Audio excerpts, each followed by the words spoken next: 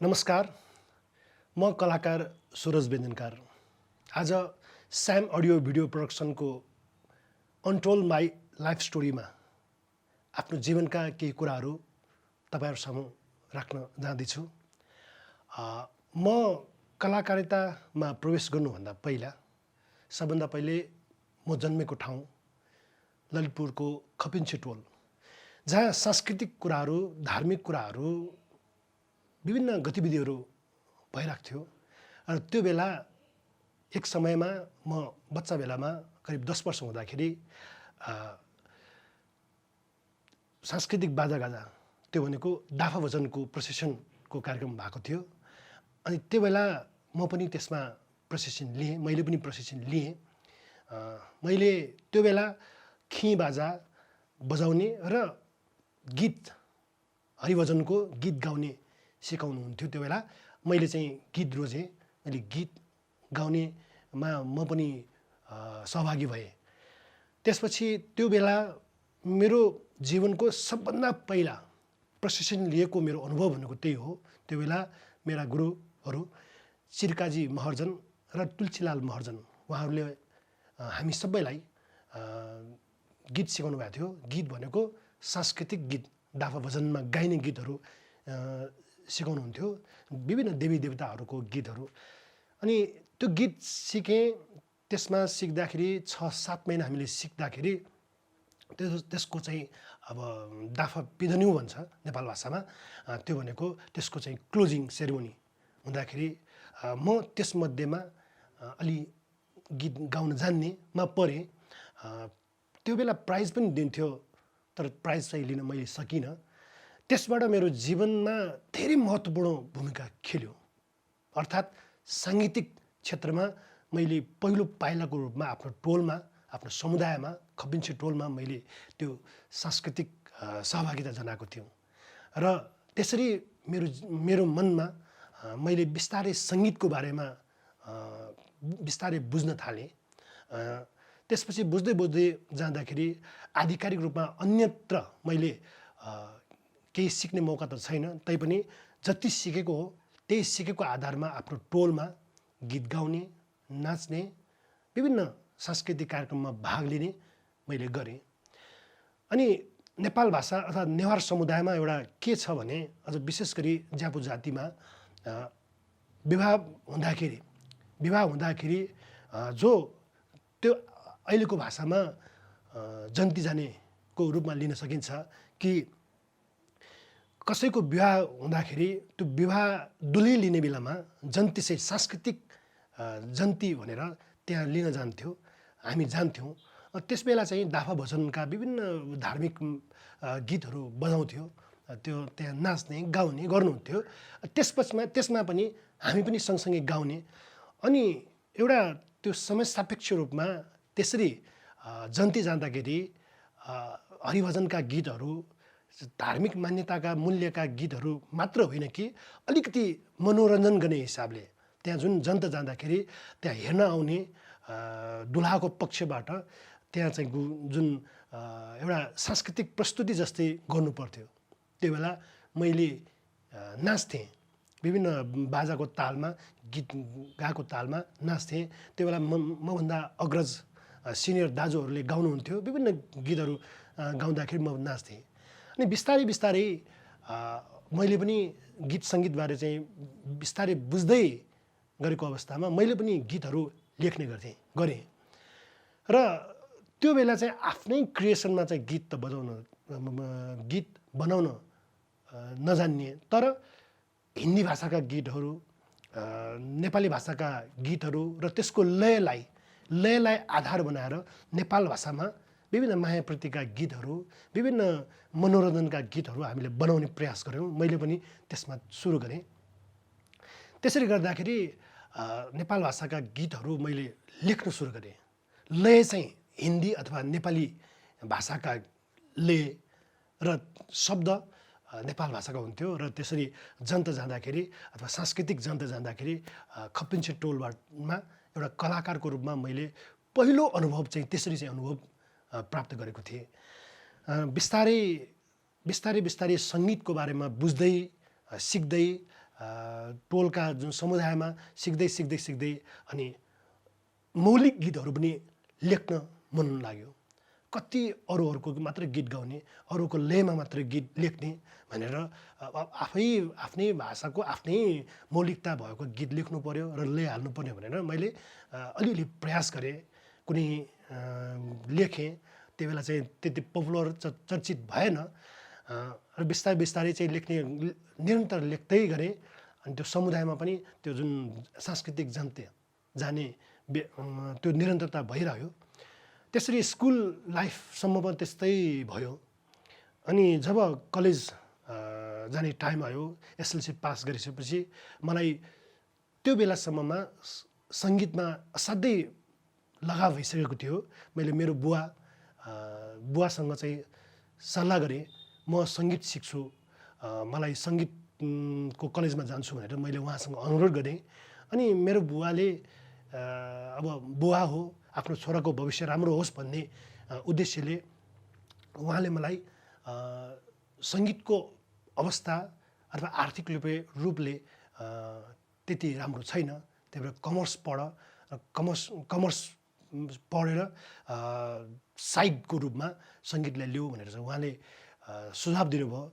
मैले उहाँको त्यो सुझाव हुँदाहुँदै पनि मैले ललित कला क्याम्पसमा सङ्गीतमा जहाँ दिन गएँ, त्यस बेला मैले सेकेन्ड पोजिसन ल्याएको थिएँ। म अझ उत्साहित भएको थिएँ। अनि उता नेपाल कमर्स क्याम्पसमा पनि मैले फर्म भरेँ, त्यहाँ पनि नाम निकालेँ। अनि कहाँ जाउँ भनेर चाहिँ अलि कन्फ्युज भएको बेलामा मेरो बुवाले अलि जोड गरेरै नेपाल कमर्स क्याम्पसमै जाऊ र अरू सङ्गीत सिक्ने काम चाहिँ अरू प्राइभेटबाट सिक भनेर चाहिँ उहाँले चाहिँ सल्लाह दिनुभयो। बुवाले राम्रै सल्लाह दिनुहुन्छ भन्ने अब आफूलाई लाग्छ, किनभने बुवाप्रतिको सम्मान, उहाँको आज्ञा मैले पालन गरेँ। मैले नेपाल कमर्स क्याम्पसमा पढेँ, व्यवस्थापन संकाय मैले पढेँ। अनि मैले इन्द्रेणी कलानिधि सङ्गीत महाविद्यालय जुन पुल्चोकमा छ, त्यहाँ मैले शास्त्रीय सङ्गीत पढेँ। शास्त्रीय सङ्गीत मैले बिहान पढेँ अनि दिउँसो नेपाल कमर्स क्याम्पसमा पढेँ। त्यसरी एकातर्फ मैले सङ्गीत बिस्तारै सिक्दै थिएँ भने अनि कमर्स क्याम्पसमा एउटा कार्यक्रम भयो। त्यो भनेको नेपाल भाषीहरू, नेवारहरूको जमघट भयो। जमघट हुँदाखेरि एउटा त्यो बेला चाहिँ अहिले चाहिँ त्यो अस्तित्वमा करिब छैन कि विभिन्न कलेजहरूमा एउटा नेपाल भाषीहरू जम्मा हुने एउटा चाहिँ संस्था हुँदो रहेछ। जस्तै कमर्स क्याम्पसमा स्वनिग साहित्य पाला भन्ने थियो। अरू कलेजमा पनि विभिन्न किसिमको चाहिँ त्यो पालाहरू, पुच्छहरू, त्यो संस्थाहरू हुने रहेछ। अहिले म पनि त्यसमा चाहिँ सहभागी भएँ। त्यहाँ छलफल हुँदाखेरि विभिन्न नेपाल भाषाको विकास सम्बन्धी, नेपाल भाषाको क्रियाकलाप सम्बन्धी सांस्कृतिक कार्यक्रमदेखि लिएर चाहिँ त्यसमा चाहिँ हामी बुझ्यौँ। त्यो बेलाका कलेजका साथीहरू मिलेर के गर्दै थियौँ र त्यही बेला अन्तर क्याम्पसभित्र विभिन्न कार्यक्रमहरू, विभिन्न प्रतियोगिताहरू हुन थाल्यो। हामीलाई जानकारी प्राप्त भयो कि निभा साहित्य पाला भनेको अमृत साइन्स क्याम्पसबाट गीत प्रतियोगिताको हुने, गायन प्रतियोगिता हुने भन्ने चाहिँ समाचार प्राप्त भइसकेपछि अब म एक त इन्द्रेणी सङ्गीत महाविद्यालयमा सङ्गीत सिक्दै गरेको विद्यार्थी र त्यो हिसाबले चाहिँ मैले मेरै नेतृत्वमा साथीहरूलाई जम्मा पारेँ। वाद्यवादक साथीहरू र गीत गाउने साथीहरूलाई जम्मा पारेर हामीले चाहिँ ल यसपालि चाहिँ हामी स्वनिग साहित्य पालाबाट अमृत साइन्स क्याम्पसले गरेको जुन साङ्गीतिक कार्यक्रम अथवा प्रतियोगिता, त्यसमा चाहिँ हामी भाग लिने भनेर चाहिँ हामी निर्णय गऱ्यौँ र हामी त्यही अनुरूप तयारी पनि गऱ्यौँ। निभा साहित्य पाला त्यो भनेको अमृत साइन्स क्याम्पसबाट जुन आयोजना गरेको त्यो कार्यक्रममा भाग लिँदाखेरि त्यहाँ 20-25 भन्दा बढी कलेजहरूले भाग लिएको थियो। त्यस बेला मैले पनि गएको थिएँ। मेरो साथी सुरजवीर बजाचार्य उहाँ पनि सँगै हुनुहुन्थ्यो। हामी सँगै एउटै ब्याचका हौँ र त्यो प्रतियोगितामा अब नाट्येश्वरको कृपा, सरस्वतीको कृपा भनौँ, मैले सेकेन्ड पोजिसन र बेस्ट भोकलिस्टको प्राइज प्राप्त गरेँ। त्यसले मेरो जीवनमा धेरै महत्त्व राख्यो। त्यो भनेको मतलब अब सङ्गीत क्षेत्र आफ्नो बाल्यकालदेखि सङ्गीतमा इन्ट्रेस्ट राख्दै हिँडेको मान्छे र अन्तर क्याम्पसमा पुग्दाखेरि मैले प्राइज जित्दाखेरि मलाई साथीहरूदेखि लिएर हरेक ठाउँबाट चाहिँ एउटा बधाई दिँदै र हौसला दिँदै र गर्नुपर्छ भनेर चाहिँ अलिकति हौसला प्राप्त भयो। धेरै खुसी भएँ म। दोस्रो पुरस्कार र बेस्ट भोकलिस्ट सबभन्दा राम्रो स्वर भनेर मैले प्राइज पाएँ। अनि हामी अझ उत्साहित भयौँ। सुनेको साहित्य पालाका साथीहरू मिलेर फेरि त्यस्ता कार्यक्रममा भाग लिँदै स्थानीय स्तरमा विभिन्न कार्यक्रमहरू गर्दै थियौँ। र अर्को वर्ष फेरि अर्को प्रतियोगिता भयो। त्यो भनेको नाखी साहित्य पाला पिपुल्स क्याम्पसबाट डान्स कम्पिटिसनको कार्यक्रम गरियो, कम्पिटिसन गरियो र त्यसमा पनि हामी भाग लियौँ। भाग लिँदाखेरि मैले पनि नृत्य सिक्ने मौका पाएँ। त्यो बेला मोहन व्यञ्जनकार मेरो गुरु हुनुहुन्थ्यो। सुरुमा मैले उहाँसँग सिकेको थिएँ र त्यो डान्स सिकेँ, प्रतियोगिताको लागि तयारी गरेँ। साथीहरू हामी 6 जनाको ग्रुप थियौँ र भाग लिन जाँदाखेरि पुरस्कार वितरण गर्ने बेलामा मलाई बेस्ट डान्सरको प्राइज पायो। अझ खुसी भएँ म। मेरो कलाकारितामा एउटा बेस्ट भोकलिस्टको प्राइज पाएँ। त्यसपछि अर्को वर्ष मैले बेस्ट डान्सरको प्राइज पाएँ। झनै खुसी भएँ। कलाकारप्रतिको माया, कलाकार हुने एउटा मनमा नै जुन अझ ओहो यस्तो हुँदो रहेछ, अलिकति उत्साह मिल्यो। मैले फेरि त्यसलाई निरन्तरता दिएँ। अनि अर्को साल होइन, त्यही साल अर्को एउटा नाटक कम्पिटिसन, नाटक होइन कि त्यो चाहिँ प्रहसन, नेपाल भाषामा ख्याल भन्छ, ख्याल कम्पिटिसनमा भाग लिने कुरा भयो। अनि हामी साथीभाइ मिलेर फेरि ख्यालको तयारी गऱ्यौँ। ख्याल तयारी गर्दाखेरि राजु शिष्य उहाँले सिकाउनु भएको थियो। निर्मल गुभाजुले लेख्नुभएको ख्याल अनसन मन्त्रालय भन्ने एउटा ख्याल चाहिँ हामीले खेल्यौँ र हामी 4 जना साथीहरू थियौँ। त्यसमा खेल्दाखेरि त्यो पनि कम्पिटिसनमा गएँ। त्यो भनेको शङ्करदेव क्याम्पसले आयोजना गर्नुभएको थियो, चकना साहित्य पाला। त्यसपछि त्यो कम्पिटिसनमा भाग लिँदाखेरि हामी 3rd पोजिसनमा आयौँ र म चाहिँ बेस्ट एक्टरको प्राइज पाएँ। त्यसपछि मलाई त झनै यो कलाकारिता क्षेत्रमा मैले चाहिँ निरन्तरता दिने मलाई हौसला प्राप्त भयो। एउटा बेस्ट भोकलिस्टको प्राइज, त्यसपछि बेस्ट डान्सरको प्राइज अनि बेस्ट एक्टरको प्राइज पाइसकेपछि मलाई त साह्रै खुसी भयो। सबै साथीहरूले ल सुरज, तिमीले यो काम, यो जुन कलाकारितालाई चाहिँ निरन्तरता दिनुपर्छ, तिम्रो भविष्य छ भनेर चाहिँ साथीहरूले चाहिँ भन्नुभयो। छरछिमेक, साथीभाइ, परिवारले पनि साथ दिनुभयो। मैले निरन्तरता गरेँ। अनि एउटा रमाइलो प्रसङ्ग म जोड्न चाहन्छु कि नेपाल कमर्स क्याम्पसमा यसरी भाग लिन जाँदाखेरि नेपाल कमर्स क्याम्पसमा अध्ययनरत नेवार साथीहरू बिचको जुन एउटा एकताले त्यो सम्भव भएको हो। त्यो बेला चाहिँ सोनिका साहित्य पालाका साथीहरूलाई मैले धन्यवाद दिनुपर्छ। उहाँहरूको सपोर्टले मैले चाहिँ यो एचिभमेन्टहरू पाएको हुँ। र त्यो बेला चाहिँ क्याम्पस चिफ उहाँले 2-4 हजार मात्र दिनुहुन्थ्यो। ल त्यो तिमीहरूको यो कार्यक्रमको लागि कलेजको तर्फबाट 2-4 हजार भनेर मात्रै आर्थिक सहयोग दिनुहुन्थ्यो। अनि हामीले जुन नेपाल कमर्स क्याम्पसमा जुन क्याम्पस चिफको कोठामा ठुल्ठुला सिलहरू 3 वर्ष लगातार हामीले चाहिँ ठुल्ठुलो सिलहरू हाम्रै बलबोटामा, हाम्रै त्यो ब्याचका नेवार साथीहरूले चाहिँ ठुल्ठुलो सिलहरू राख्न सक्यौँ। त्यसबाट चाहिँ कलेजका चिफले असाध्यै खुसी हुनुभयो। अनि कुनै पनि कार्यक्रमलाई भाग लिन जाँदाखेरि आर्थिक सहयोग माग्न जाँदाखेरि उहाँलाई अनुरोध गर्दाखेरि 2-4 हजार दिने क्याम्पस चिफले एकैचोटि बोल्नै नपर्ने गरी ल तिमीहरूलाई चाहिँ यो 20 हजार जति सहयोग छुट्याएको छ है, ल काम गर्नु भनेर भन्दाखेरि एकैचोटि 20 हजारमा हाम्रो आर्थिक सहयोग उहाँहरू प्राप्त भयो। त्यो भनेको जुन अचिभमेन्ट पाउँदाखेरि टिचरहरूले पनि हामीले चाहिँ अलिकति इन्करेज गर्ने हिसाबले गर्नुभयो। अनि कलेजकै कुरा एउटा मलाई भन्न मन लागेको कि अब मैले निरन्तर प्राइज पाएँ। मेरो लागि खुसीको कुरा, व्यक्तिगत रूपमा मलाई साह्रै खुसीको कुरा भयो। अनि मेरो मनमा अब नेपाल कमर्स क्याम्पसमा सोनिका साहित्य पालाभित्र म मात्र होइन, अरू पनि साथीहरू त्यहाँ चाहिँ छन्। त्यही उहाँहरूलाई पनि मौका दिनुपर्छ भन्ने हिसाबले मैले अबको कार्यक्रममा म भाग लिन्न। मैले चाहिँ अरू साथीहरूलाई चान्स दिनुपर्छ, अरूलाई पनि मौका दिनुपर्छ भन्ने हिसाबले म व्यवस्थापनमा बस्छु, म्यानेजमेन्ट गर्छु अब भनेर चाहिँ एउटा पूर्णाङ्की नाटक माखापिखा भन्ने पूर्णाङ्की नाटकमा मैले भाग नलिने विचार गरेँ। अनि कलाकारहरू प्र्याक्टिस रिहर्सल गर्दाखेरि त्यो पनि कम्पिटिसन, त्यो चाहिँ पब्लिक युथ क्याम्पसले आयोजना गरेको कम्पिटिसन हो, त्यो पूर्णाङ्की नाटक प्रतियोगिता। अनि हुँदा अब त्यो प्र्याक्टिस गर्दाखेरि एकजना कलाकार साथी, जो साथी अलिकति कमजोर हुनुभएको रहेछ अभिनयमा, अनि सबै साथीहरूलाई होइन सुरज अब तिमीले चाहिँ यसमा गर्नुपर्छ भनेर भन्नुभयो। मैले होइन म गर्दिनँ, मैले धेरै अब 2-4वटा प्राइज पाइसकेँ, अरू साथीहरूलाई पनि मौका दिनुपर्छ भनेर मैले चाहिँ म नगर्ने नै विचार गरेँ, व्यवस्थापन गर्छु, अरू जे गर्नुपर्छ गर्छु भनेर चाहिँ बसेँ।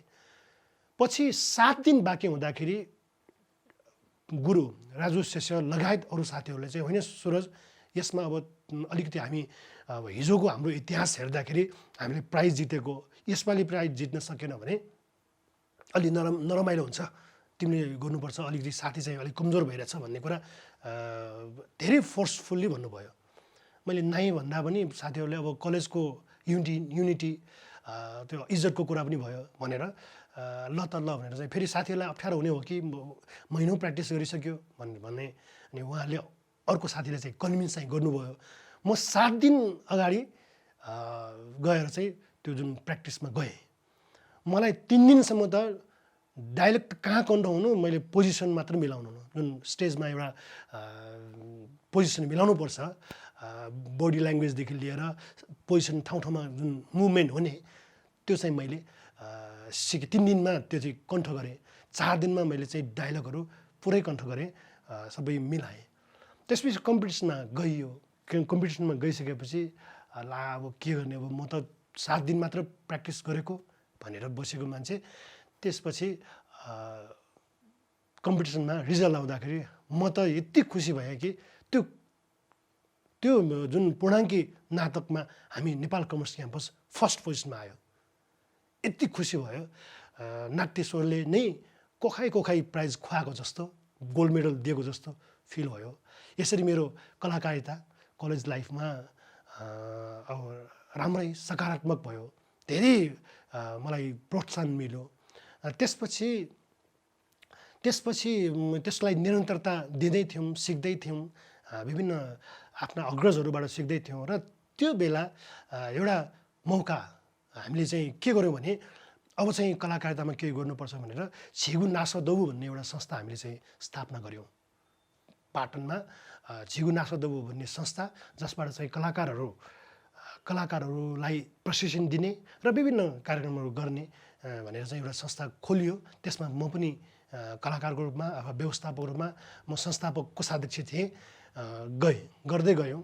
त्यो कलाकारहरू उत्पादन गर्दै, नृत्य सिक्दै गर्दाखेरि एउटा मौका मलाई स्याम अडियो भिडियोबाट निर्माण हुन लागेको एउटा म्युजिक भिडियोमा मलाई अवसर आयो। त्यो भनेको आदरणीय गायक तथा सङ्गीतकार इन्द्र व्यञ्जनकार उहाँले गाउनुभएको, उहाँले सङ्गीत हाल्नुभएको एउटा गीत गुलिस्फेक खालीको सनिचा भन्ने नेपाल भाषाको एउटा मिठो गीत, राम्रो गीतमा मैले म्युजिक भिडियोमा खेल्ने मौका पाएँ। भन्नुपर्दाखेरि त्यो बेला म्युजिक भिडियोहरू प्राय बन्दैन थियो, बन्ने गरेको छैन। त्यो बेला सुरुको म्युजिक भिडियो स्याम अडियो भिडियोको प्रडक्सनमा त्यो म्युजिक भिडियो एउटा बन्यो। त्यो म्युजिक भिडियो लगायत अरू पनि म्युजिक भिडियोहरू त्यसमा एल्बममा समाहित गरेर चाहिँ बनेको थियो। त्यसमा चाहिँ मलाई अवसर प्राप्त भएको थियो। मैले त्यो म्युजिक भिडियो खेलेँ। अनि त्यस्तै डेल्टा मल्टिमिडियाबाट एउटा माया रे रत्ने भन्ने प्रोग्राम श्रेष्ठ, हाम्रो वरिष्ठ गायक प्रोग्राम श्रेष्ठज्यूको माया रे रत्न भन्ने गीतमा पनि मैले खेल्ने मौका पाएँ। ती दुईटा गुलिस्फेक खालीको सलिचा र माया रे रत्ने दुईटा गीतले मलाई मेरो जीवनमा धेरै परिवर्तन ल्यायो। म वास्तवमा इन्डियन कलानिधि सङ्गीत महाविद्यालयमा सङ्गीत सिक्दै गरेको मान्छे, मैले गीत लेखेर, गीत गाएर, गीत कम्पोज गरेर गीत निर्माण गर्ने अथवा गीत गाउने मन भएको मान्छे, बिस्तारै म अभिनयतिर लागेँ।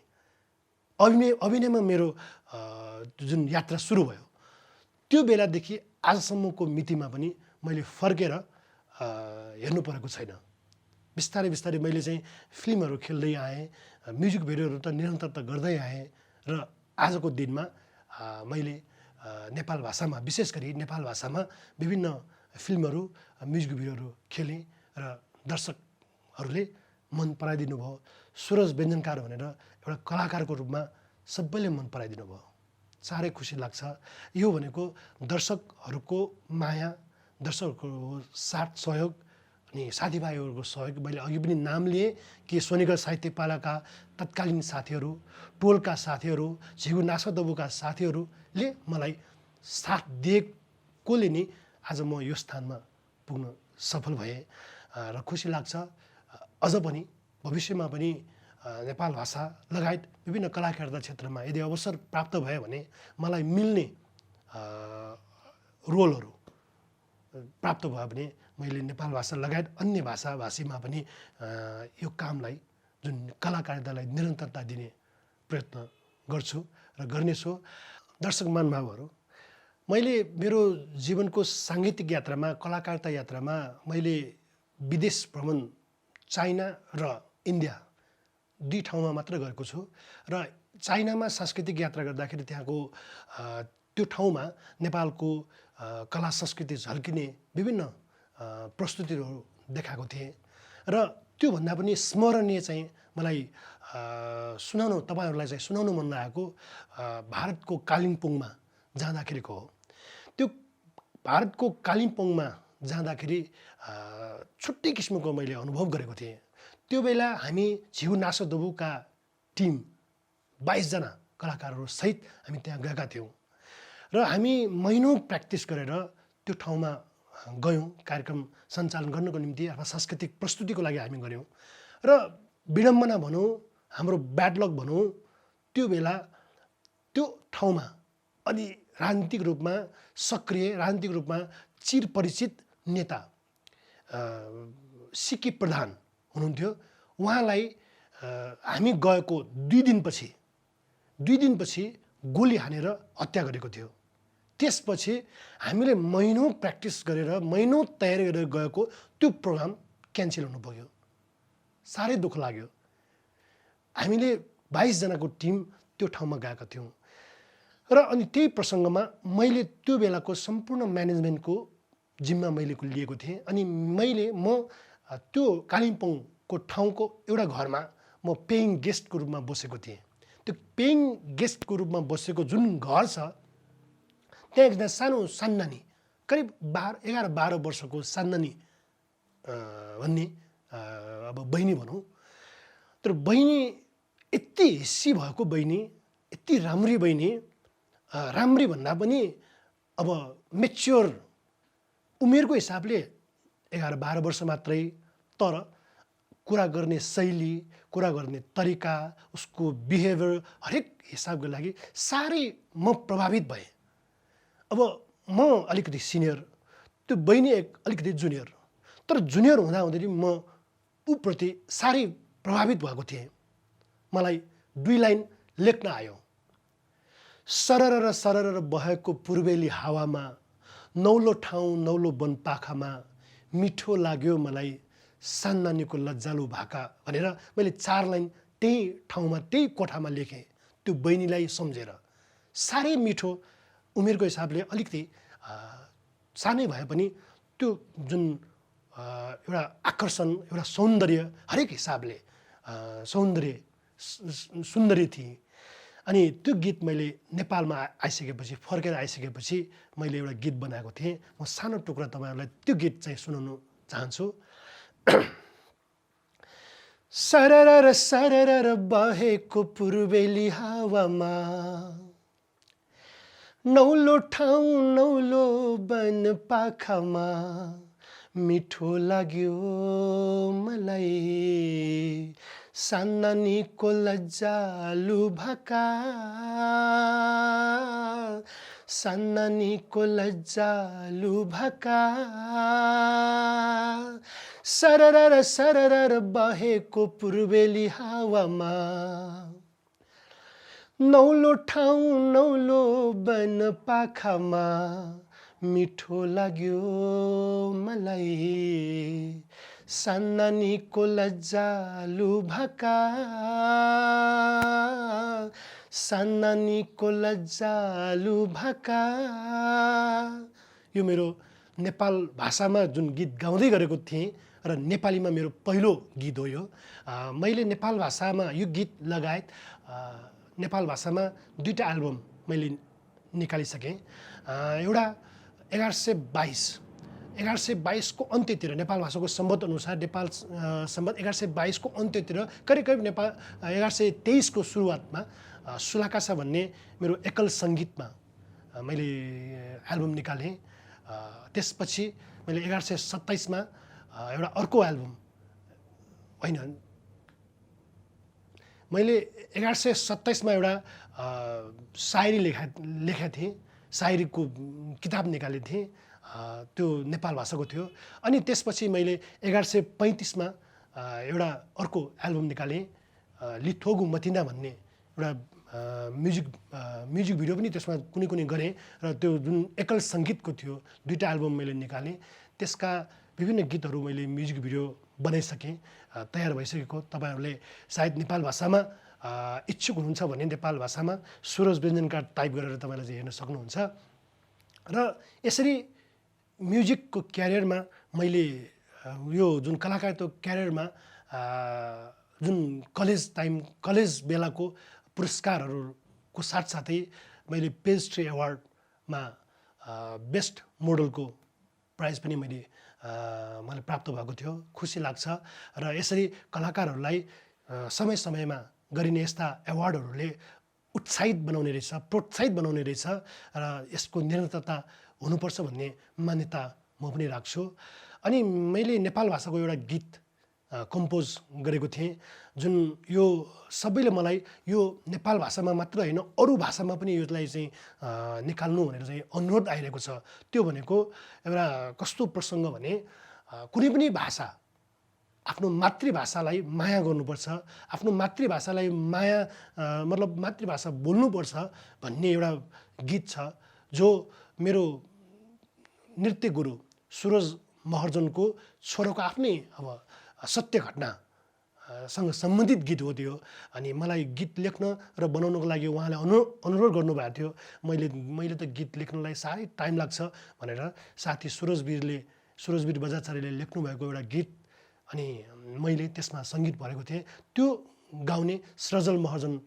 भाइले त्यो गीत गाएको हो त्यो भनेको चाहिँ ढालजित नेवा भन्ने एउटा गीत छ त्यो गीतले नेपाल भाषा मात्र होइन कि मातृभाषा जो कोहीले पनि आफ्नो मातृभाषालाई चाहिँ आमा बाउबाट नै सिक्नुपर्छ आमा बाउबाट नै भाषा लगायत संस्कृतिहरू सिकाउनुपर्छ आफ्नो छोराछोरीलाई सिकाउनुपर्छ भन्ने एउटा सन्देश भएको गीत मैले गरेको थिएँ त्यो गीत सायद मेरो जिन्दगीमा सबभन्दा राम्रो गीतमा मध्ये त्यो पनि पर्छ कि त्यसले एउटा सन्देश बोकेको छ अरू मायाप्रतिका गीतहरू त छँदैछन् मायाप्रतिको सन्दर्भ त छँदैछन् त्यो गीतले चाहिँ छुट्टै अर्थ लाग्छ छुट्टै किसिमको चाहिँ महत्त्व राख्छ त्यो गीत पनि मैले निकालेँ अन्तमा मैले यसरी कलाकारको हिसाबले कलाकार हैसियतले विभिन्न मिडियाहरूमा अन्तर्वार्ता दिँदाखेरि तपाईँले कलाकारिता क्षेत्रमा त्यत्रो समय दिनुभयो अब करिब क्यामेरा फेस गरेको नि 18 वर्ष भइसक्यो र यो गर्दाखेरि अब अभिनय लगायत निर्देशनतिर लाग्ने हो कि होइन भन्ने कुरा प्रश्न उहाँहरूले गर्नुहुन्थ्यो त्यही भएर चाहिँ अब हुन त कलाकारितालाई छोड्ने त होइन छोड्न त सक्दिनँ तैपनि अब आफ्नो अनुभवलाई साँचेर मैले सर्ट मुभीबाट आफ्नो निर्देशन थाल्ने मैले योजना बनाएको छु र चाँडै मेरो सर्ट मुभी म बनाउँदैछु त्यसमा मैले स्क्रिप्ट आफै लेखेको थिएँ तर त्यसको निर्देशन म आफै गर्छु र त्यो तयारीमा छु अनि मैले फिल्म पनि लेखेँ तर कम्प्लिट हुन सकेको छैन राम्रो फिल्म बनाउनुपर्छ अब 17-18 वर्षको अनुभवले अब बनाउँदाखेरि एउटा मेच्युरिटी हामीले पस्किनुपर्छ अथवा चाहिँ एउटा अनुभव पस्किनुपर्छ। एउटा फिल्म बनाउनुको लागि फिल्म होइन कि राम्रो बनाउनुपर्छ भन्ने सबैसँगको सल्लाह, सबैसँगको साथ र सहयोगले मैले बनाउने मेरो आगामी योजना छ। र अब मैले अघि नै भने तपाईँहरूलाई कि म सङ्गीतको विद्यार्थी भएको नाताले मैले गीत लेख्ने, गीत गाउने र सङ्गीत भन्ने काम कहिले छोड्ने छैन। र त्यसमा अलावा जुन मलाई प्राप्त भएको माया हौसलाले मैले यो अभिनय क्षेत्रलाई चाहिँ निरन्तरता दिइ नै रहनेछु। यति भन्दै स्याम अडियो भिडियो प्रोडक्सनको यो अनटोल्ड माई लाइफ स्टोरीमा मैले तपाईँहरूलाई के कुरा भने, पक्कै पनि यो सुनेर तपाईँले मलाई केही हदसम्म चिन्नुभयो होला। त्यसको लागि धन्यवाद। तपाईँहरूको माया सधैँ पाइरहोस्। नमस्कार।